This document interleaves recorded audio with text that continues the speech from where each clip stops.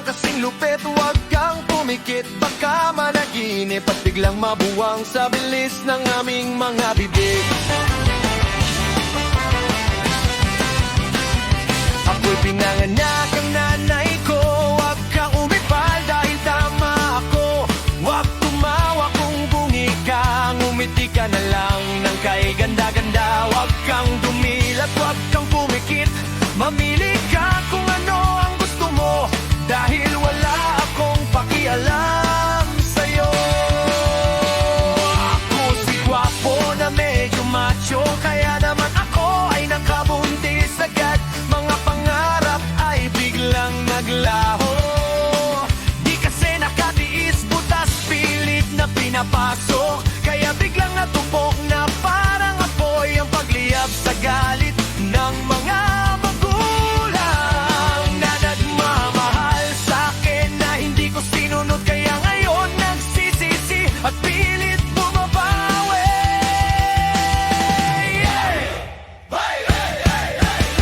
Leho mga kababayan, mga kaibigan at kamag-anak, heto ako't pakinggan.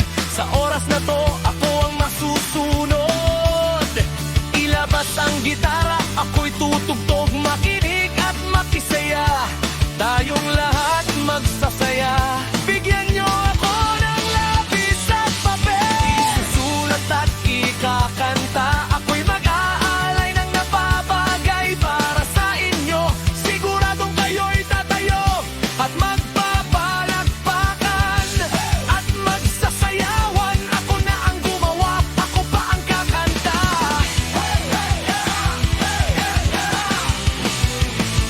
Sayang naman kung masisira lang ang samahang makulit na sobrang lupit. Di natin hahayahan na sa simpleng away lang hindi magkakaintindihan. Pakinabote pa, tagay pa, ito na.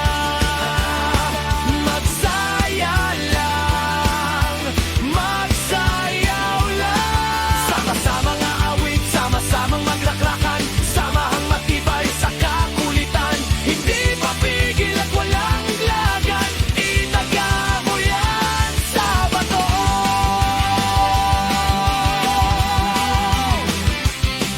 Ay, ha!